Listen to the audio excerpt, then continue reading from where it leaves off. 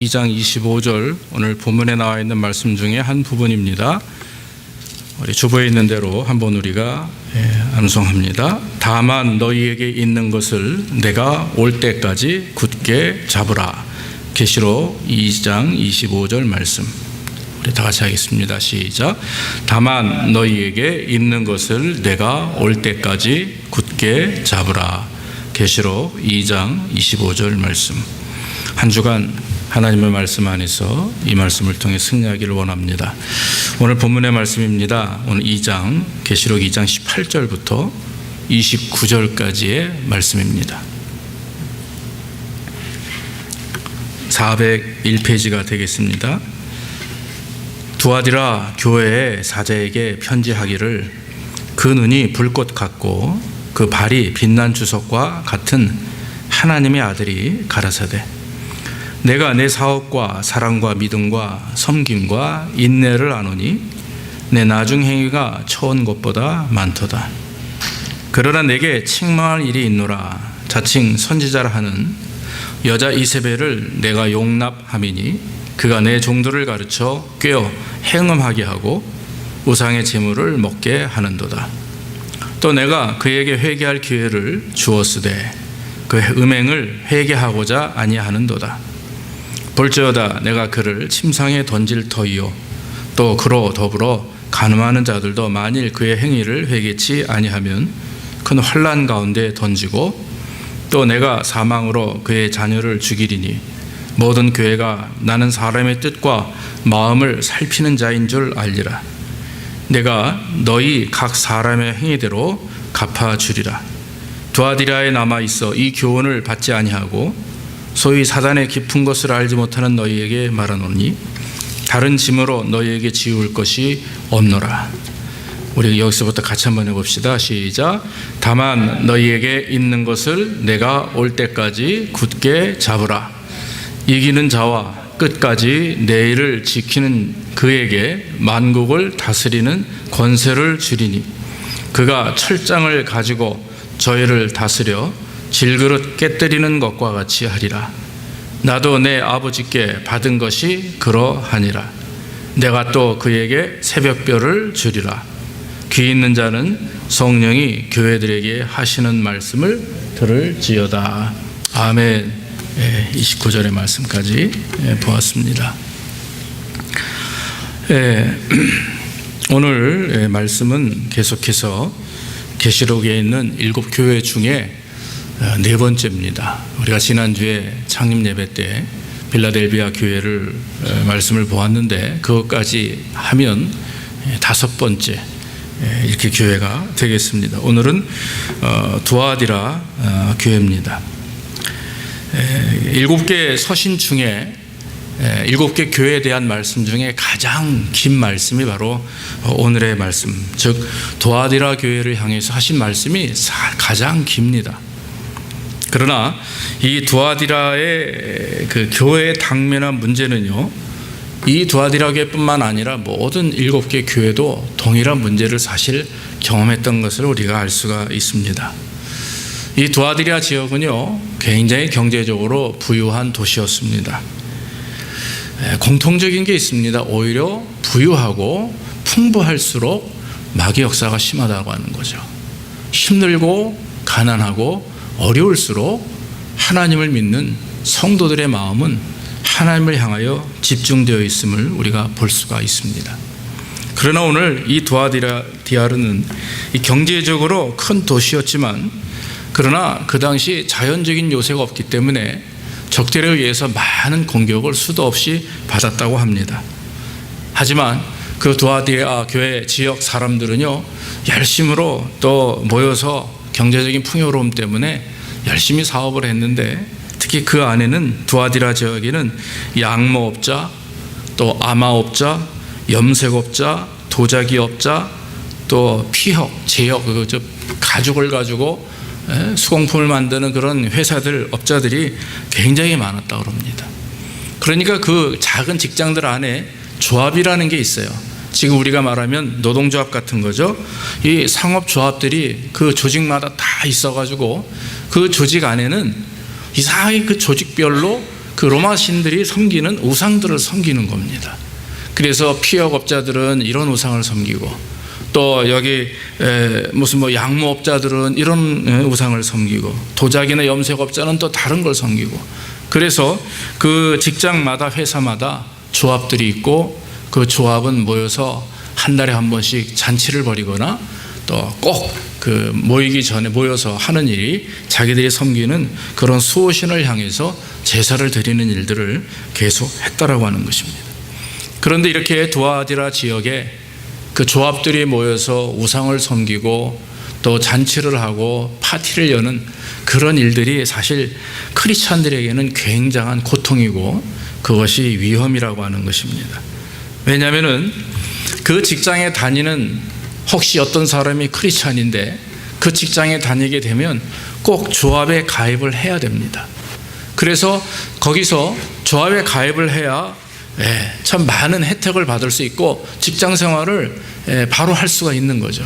조합에 가입하지 않으면 온전한 직장 생활을 할 수가 없습니다. 가입을 하게 된다는 얘기는 무엇입니까? 그들과 같이 우상을 섬겨야 됩니다.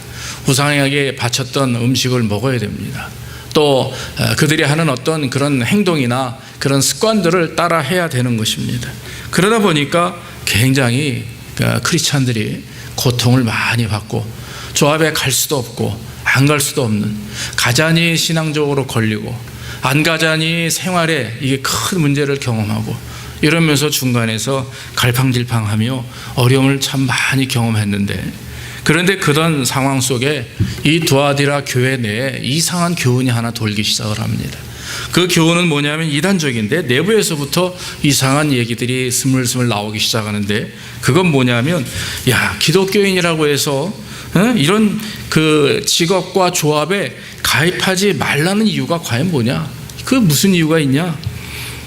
거기 가서 회원되기를 거절하고 또 자기의 어떤 사업을 망치고 먹고 살기 힘들고 이런 거 하지 말고 그저 그냥 눈 감고 모르는 척하고 거기 들어가서 하자는 대로 해라.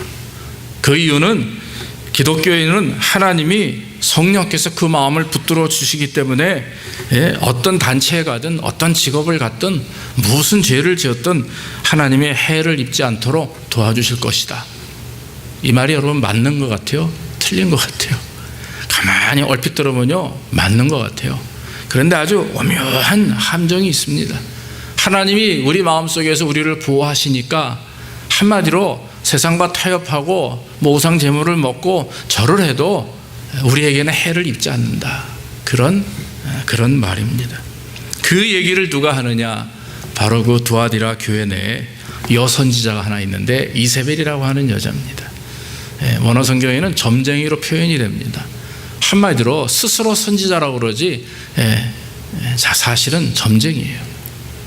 이 여인은 이세벨이라고 하는 이름이 실제 그 사람의 이름인지는 확인이 되지 않습니다. 여러분, 이스라엘의 아합 왕의 부인이 이세벨입니다. 바알을 섬기는 나라의 제사장의 딸이죠. 그래서 아합이 이세벨과 결혼한 이후에 이스라엘이 엄청난 그런 영적 그런 타락과 문제를 경험하게 됩니다. 하나님을 섬기는 민족과 나라 안에 바알이 들어오게 되고, 바알을 섬기는 성전이, 그 제단이 성전 안에 다 이렇게 들어오게 되고, 결국 그래서 이스라엘이 그로 인해서 심각한 어려움과 또 곤란함을 겪는 것을 우리가 성경을 통해서 보았습니다. 이와 같이 이 선지자, 스스로 여선지자라고 하는 이 이세벨이 이런 주장을 내놓는 것입니다. 그래서 결국 여러분, 그 사악한 가르침은 결국 두아디라 교회를 크게 어려움으로 이렇게 몰고 가는 그런 잘못된 교훈이 되었다라고 하는 것입니다. 그런데 이 여인은 이 소리를 외칠 때마다 이것은 하나님이 나에게 영감을 주셔서 주시는 거다라고 하면서 크게 외치고 떠드는 거예요.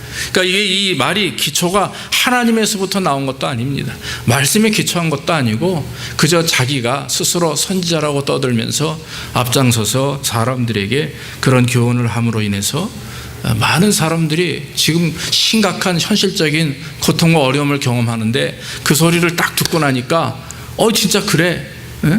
뭐 내 마음에 하나님을 내가 잘 섬기면 되지, 내가 무슨 짓을 하든 어디서 누구와 만나든 무엇을 하든 그게 무슨 상관이야. 나만 잘 이렇게 신앙을 지키면 돼. 이러한 잘못된 생각이 합리주의적이고 타협적인 그런 마음들이 두아디라 교회에 만연히, 다 모든 성도들이 그런 생각을 거의 갖다시피 했다라고 하는 것입니다. 그런데 여러분, 오늘 20절 말씀에 거기에 주님께서 말씀하시기를 그러나 내가 책망할 일이 있노라.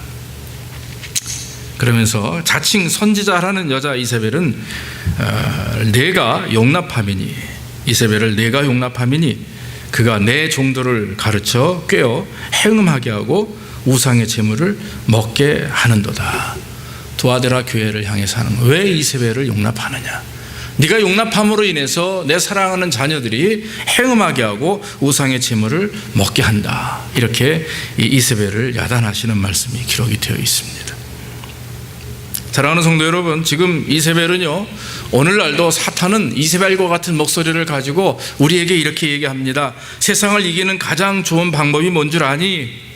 이 세상을, 일들을 실제로 경험해 보는 것이다. 세상의 여러 재미들을 직접 겪어보아야 그만큼 권위도 생기고 영향력도 커지는 법이다. 또한 죄악의 삶에 깊이 빠질수록 그만큼 그리스도의 구원도 더욱 깊이 느끼고 은혜도 더욱 깊이 느끼게 되는 것이다.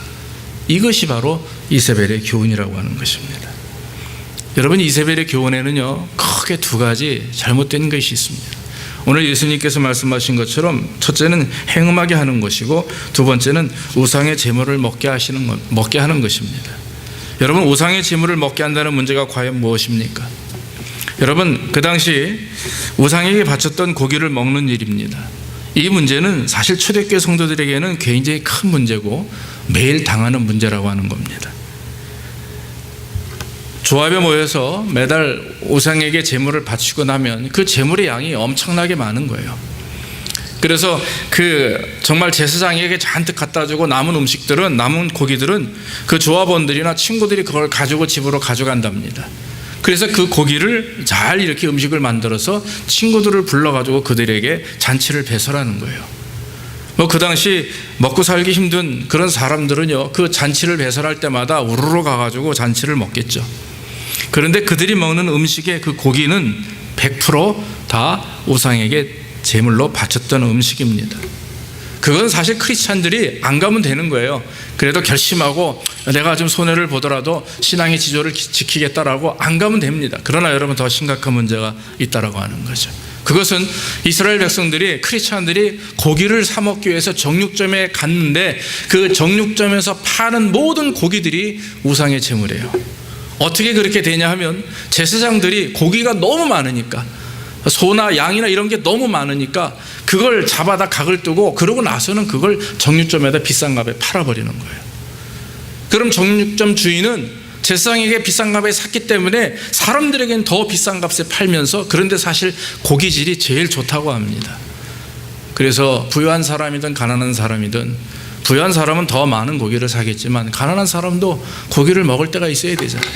그럴 때 가서 고기를 사서 먹으려고 하면 사실 드러나진 않지만 막상 그 내면적인 것은 바로 제사 드릴 때 사용되었던, 제사장에게 바쳤던 그런 고기다라고 하는 거죠. 그러니까 이 크리스찬들이 빠져나갈래야 빠져나갈 수 없는 그런 상황이 되는 것이 그 시대입니다.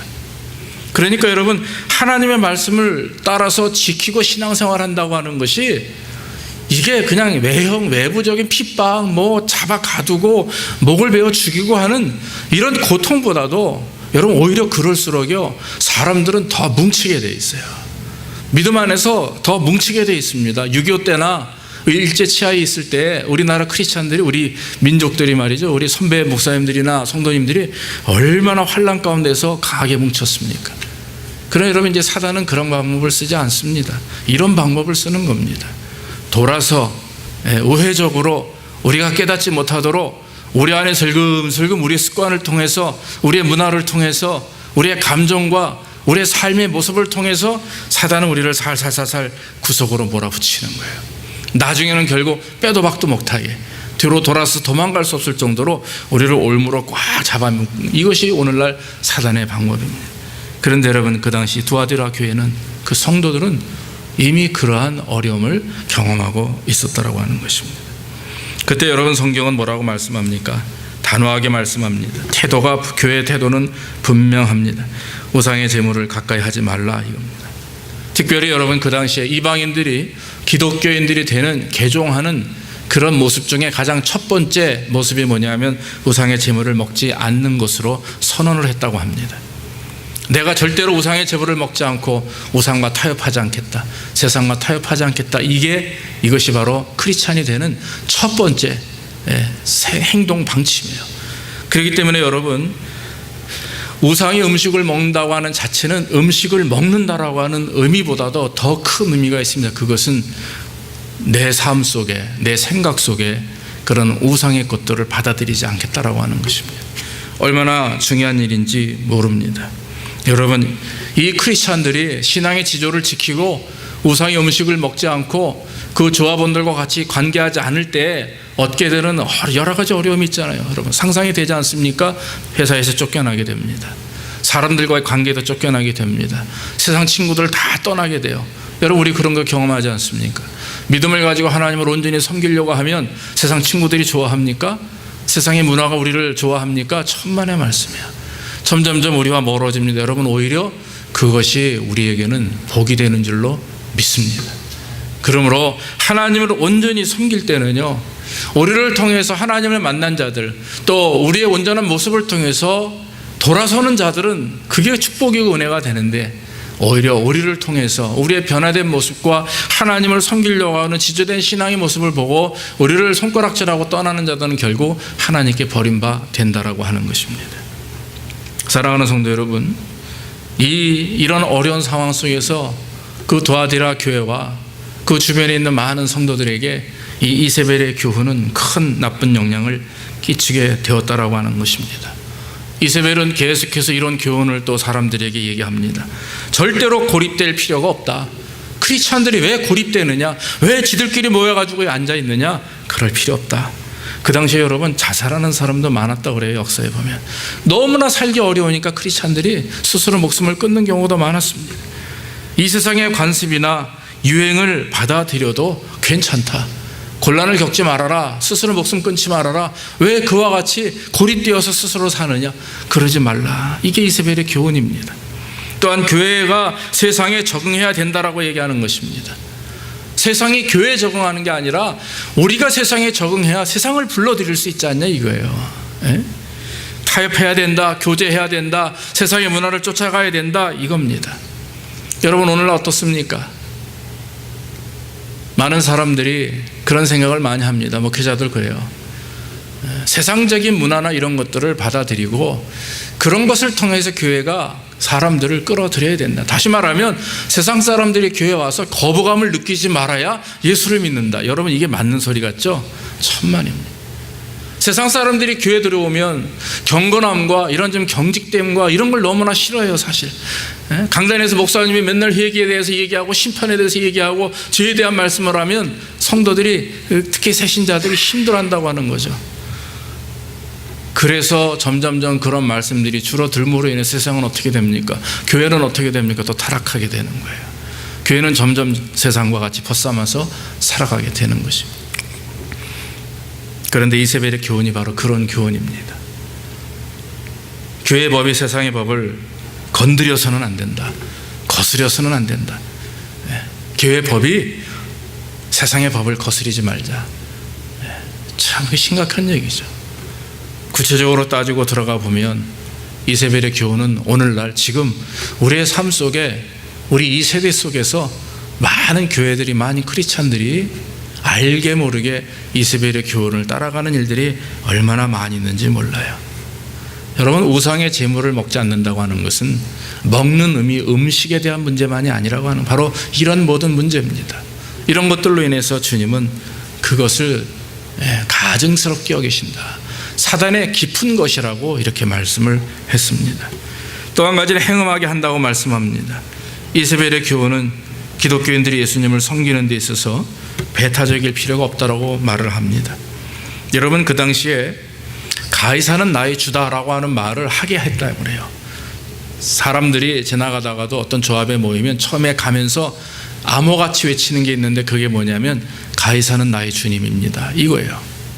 그 당시에 많은 사람들이 두아디라 교회가 아니라 그 지역의 사람들이, 에베소도 마찬가지고, 왜냐하면 황제였던 가이사가 우리의 주인이다, 그 로마 사람들이 그렇게 시키는 거죠. 그런데 여러분, 그 소리를 하지 않으면 곤란함을 겪습니다. 핍박받습니다. 내침받습니다. 이런 모임이나 이런 조합 가운데서 다 내침을 받게 되는 거죠. 이세벨은 그렇게 말합니다. 그거 한번 해줘라. 가이사는 나의 주라고 해봐라. 마음은 예수님을 섬기고 있기 때문에 우리가 아무리 가이사는 나의 주라고 얘기해도 절대로 우리에게 해가 되지 않는다라고 하는 거죠. 이방 종교 의식에 참여한다고 해서 해롭지 않다, 이 말입니다. 형식뿐이고 그저 조금만 내가 맞춰주면 그 사람들이 우리를 인정하고 우리가 편하게 먹고 살 수가 있지 않냐. 왜 그렇게 고집부리고 타협하지 않으려고 하느냐. 이것이 바로 이세벨의 교훈입니다. 하나님께서는요, 말씀대로 이세벨을 따르는 자들과 이세벨을 향해서 사단의 깊은 것을 안다고 그랬어요. 사도 바울이 그런 말을 합니다. 하나님을 믿는 성도들은요, 하나님의 깊은 것을 안다고 그랬어요. 하나님의 깊은 것이 뭡니까? 하나님의 깊은 은혜죠.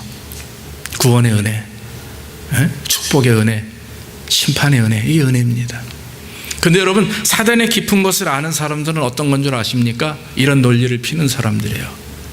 내가 저것이 죄인지 아닌지는 평가할 수가 없는 거예요. 자, 행음하는 것, 세욕을 부리는 것, 물질을 탐하는 것, 향락에 빠지는 것, 그건 우리가 이론적으로 죄다 알죠. 그러나 실제적으로 체험하기 위해서는 향락에 빠져봐라, 이거예요. 그게 이세벨의 교훈입니다. 세욕에 빠져봐라. 빠져보고 나서 경험한 다음에 결정해라. 이것이 바로 이세벨의 교훈이라고 하는 것입니다. 온갖 죄를 모조리 경험해 보는 것이 성도의 의무이다, 그렇게 그 사람들은 외친다고 하는 것입니다. 사랑하는 성도 여러분, 그 사람들이 말하는 마지막 문장이 참 재미있어요. 참으로 신앙적으로 훌륭한 것은 향락과 세욕에 들어가서 그 한계를 지키며 거기에 사로잡히지 않는 것이다. 이게 이세벨의 교훈입니다. 참 수없이 많은 교훈들을 내걸고 결국 세상과 타협해라. 세상과 타협하고 신앙의 지조 지킬 필요 없다. 마음에 그냥 믿음만 있으면, 하나님이 나와 함께 한다라고 하는 그 의식만 있으면 다 된다, 이 말입니다. 여러분, 세상과 짝지어야 되면서 세상의 모든 관습을 다 경험하고, 그리고 정말 어떤 윤리적인 부분들뿐만 아니라 신앙적인 모든 부분들까지도 다 내팽개치고 그저 마음만 주님 믿으면, 내가 하나님의 자녀라고 하는 사실만 그냥 믿으면 하나님께서 인도하시고 구원하신다. 여러분, 이런 생각은요, 이세벨의 교훈이라고 하는 거예요. 오늘날 크리스천들이 무너질 수밖에 없는 것은 바로 그런 겁니다. 그저 그냥 교회만 열심히 다니면 되고, 헌금 열심히 하면 되고, 봉사는 무슨 봉사, 그냥 예배 드리고 헌금 잘하고 이러면 다 교회에서 알아서 하는 거고, 높은 사람들이 알아서 하고 목사님이 알아서 하고, 이거는 잘못된 거죠. 여러분, 이 두아디라 교회하고요, 에베소 교회가 정반대라고 그러더라고요. 두아디라 교회는요, 사람과 섬김은 훌륭해요. 그런데 믿음의 지조가 없어요. 말씀의 기초가 없는 교회입니다. 그러니까 으쌰으쌰 먹고 놀긴 잘하는데 신앙적인 어떤 믿음의 지조들이 없어요. 에베소 교회는 반면에 그 이단의 공격이 너무 심했기 때문에 사람들이 성도들이 모여가지고 막 바이블 스터디하고 그냥 말씀대로 살려고 노력을 하는데, 한 가지 문제가 있는 게 뭐였었죠? 섬기질 못해요. 사랑하지 못하는 거예요. 다 그냥 한번 이렇게 눈 멀어져 이렇게 선입견을 가지고 사람을 대하고, 저 사람 이단 아니야? 이렇게. 오늘날 여러분, 신천지가 한국교회에 차고 넘칩니다. 얼마나 한국교회들을 힘들게 하는지 몰라요. 그러다 보니까 어느 목사님, 친구 목사님도 그래요. 누가 좀 신앙 좋은 분이 오면 자기는 1년 6개월 동안 쳐다본답니다. 저 사람 신천지 아니야? 자기도 모르게 이런 생각을 갖게 된다고 하는 거죠. 사랑하는 성도 여러분, 분명히 이러한 모든 이세벨의 교훈과 특히 그 당시 요한계시록에 나와 있는 7 교회를 향해서 주님이 동일하게 하시는 말씀에 한 부분은 로마서 12장 2절에 이렇게 말씀했습니다. 이 세대를 본받지 말고 오직 마음을 새롭게 함으로 변화를 받으라. 할렐루야. 여러분, 하나님께서 축복하시는 성도들은요, 하나님을 붙들고 의지하는 신앙의 지조를 가지고 있는 성도들은요, 아무리 교회 안에 어떤 어려움과 그런 사단의 그런 교훈이 있다 할지라도 절대로 동조하지 않습니다. 흔들리지 않습니다. 오늘 성경 말씀 보니까 사단의 깊은 것을 알지 못하는 몇 사람이 있다고 그랬어요. 하나님은 그 교회를 세우시는데 그 교회 10,000명이 모여도요, 그 교회가 10,000사람에 의해서 하나님께 세움받는 교회가 아닙니다. 10,000명 중에 10사람이라도 하나님 앞에 세움받는 교회라면 하나님이 그 교회를 세우시는 줄로 믿습니다. 우리 교회가 인원은 적지만 그러나 여기 계신 여러분들이 한 사람 한 사람이 하나님이 세우시고 하나님께 세움받은 성도라면 여러분, 우리 교회는 비전이 있는 거예요. 희망이 있는 거예요. 우리 교회는 하나님이 축복하시는 교회가 되는 것입니다. 두아디라 교회가 책망을 받습니다. 그러나 하나님께서 책망하시면서도 마지막에 무엇을 말씀하십니까? 사단의 깊은 곳에 동재하지 않은 그 몇 사람으로 인해서 하나님은 그들에게 복을 주십니다. 그 축복은 너무나도 대단한 것입니다. 내가 만국을 다스리듯이 너희도 만국을 다스리는 권세를 주시겠다, 이렇게 말씀을 했습니다. 이 말씀이 뭡니까? 우리가 그리스도의 통치를 같이 공유한다라고 하는 거예요. 예수 그리스도께서 우리를 통치하시고 세상을 다스리듯이 우리도 우리 안에 그리스도를 섬기는 자로 세상을 다스리고 세상을 이길 수 있는 힘을 주신다, 이런 말씀입니다. 아무리 이세벨의 교훈과 같은 것이 지금 세상에 만연하다 할지라도 우리가 하나님을 믿는 믿음 앞에 바로 서면 하나님이 우리에게 다스릴 권세를 주시고 능력을 주시는데 그런 것들을 이겨나갈 수 있도록 힘과 능력을 우리에게 허락해 주신다라고 하는 거죠. 성령 충만함이 무엇입니까? 은사가 충만함이 아닙니다. 성령 충만함이 오늘날 무엇을 말합니까? 말씀을 많이 아는 게 아닙니다. 성령 충만함은 하나님이 인도하심에 순종하여서 세상을 다스려 나갈 수 있고 말씀 안에 승리할 수 있는 성도들, 그것이 바로 성령 충만함이요, 오늘날 믿음을 지키고 신앙의 지조를 지키기 위해서 헌신하고 순교하는 그런 자리에 서는 사람들에게 하나님은 분명히 세상을 다스릴 축복을 허락해 주십니다. 요한계시록에 나와 있는 24명의 장로들이나 14만 4천 명이나 그 뒤에 있는 수없이 많은 흰 옷 입은 백성들이 다 어떤 사람들입니까? 바로 말세에, 아니 현실 속에서 신앙의 지조와 믿음을 지키고 굳게 하나님을 붙들고 나아가는 자들, 십자가만을 붙들고 나아가는 자들에게 주시는 능력이 되는 줄로 믿습니다. 또 한 가지, 주님은 새벽별을 주겠다 약속했습니다. 내가 또 그에게 새벽별을 주리라 그랬어요. 여러분, 새벽별의 의미는 예수 그리스도를 말합니다. 여러분, 다니엘서 12장 3절에 보면 지혜 있는 자는 궁창의 빛과 같이 빛날 것이요 많은 사람을 옳은 대로 돌아오게 한 자는 별과 같이 영원토록 비치리라 그랬어요. 또 마태복음 13장 43절에 그때의 의인들은 자기 아버지 나라에서 해와 같이 빛나리라 그랬어요. 새벽별이 되겠다, 새벽별과 같이 빛나게 할 것이다 하는 것입니다. 새벽별 자체는 예수 그리스도를 의미합니다. 그리스도께서 우리 안에 임재하셔서 우리가 드러나는 거예요. 믿습니까? 우리의 신앙의 어떤 행위나 액션이 드러나는 게 아니라 그 믿는 자들은요, 그리스도가 우리 안에 역사하시기에 바로 성육신을 말하는 것입니다. 여러분, 우리가 성례전을 하죠.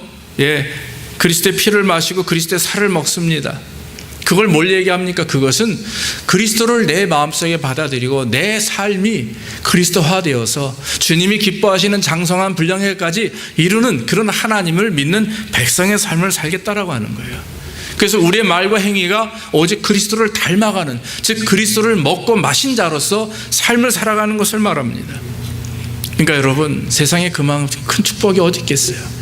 물질의 복이, 풍요로움이 복이 아니라고 하는 것입니다. 가장 중요한 복은 바로 예수 그리스도와 내가 동행하고 연합되어서 나를 통해서 그리스도가 드러나고 내 안에서 그리스도의 능력이 발휘져 가지고 세상을 권세를 이기고 세상의 모든 것들을 다스려 나갈 수 있는 그런 능력 있는 하나님의 백성이 된다, 그런 것입니다. 사랑하는 성도 여러분, 우리 아틀란타 제자교회는 정말 이런 교회가 되기를 주의 이름으로 축원합니다. 우리 안에 만약에 혹시 이세벨의 교훈과 같은 교훈들이 우리의 생각을 사로잡고 있다면 여러분, 그것은 지옥 갈 일이에요. 절대로 그것은 우리가 가져서는 안 될 것입니다.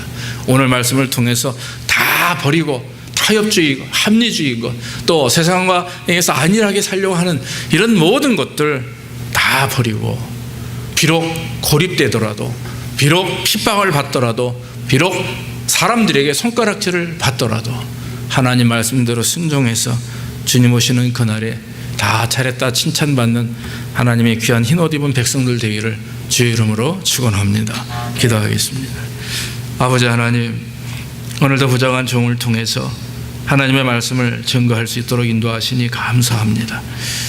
아버지 하나님, 오늘 도아디라 교회의 성도들과 같이 그들이 하나님 사랑하며 섬기는 것은 주님 앞에 칭찬을 받았지만, 그러나 그들이 경험하는 삶의 모습 속에서 핍박과 고통 가운데 그들이 힘들고 나약해질 때 교회 안에 아버지 하나님 사단적인 교훈들이, 이세벨의 교훈들이 일어나서 하나님 세상과 타협하게 하고 우상과 타협하게 하고 또 하나님의 물질과 또 아버지 하나님 먹고 마심에 스스로 자기를 굴복시키는 일들이 있음을 성경을 통해서 보았습니다. 아버지 하나님이 오늘날 풍요로운 것이, 오늘날 물질적인 것이 오히려 우리로 하여금 죄를 짓게 하고 우리 크리스찬들로 하여금 넘어지게 하는 가장 큰 유혹인 줄로 믿습니다. 하나님, 우리 자신을 돌아보게 하셔서 우리가 세상과 타협하지 않게 하시고 세상의 권세와 물질 앞에 굴복하지 않게 하시고 온전한 그리스도인으로서 하나님 앞에 바로 설 수 있는 능력이 있도록 인도해 주시옵소서. 참고 인내하며 십자가만을 굳게 잡음으로 말미암아 우리 안에 주님 주시는 세상을 이기고 다스리는 권세를 주시고 새벽별이 우리에게 임하는 것처럼 우리가 별과 같이 빛나는 믿음의 삶을 살 수 있도록 주께서 축복하여 주시옵소서. 모든 말씀 예수님의 이름으로 감사하며 기도하옵나이다. 아멘. 아멘. 우리 찬송가 340장 찬송하겠습니다.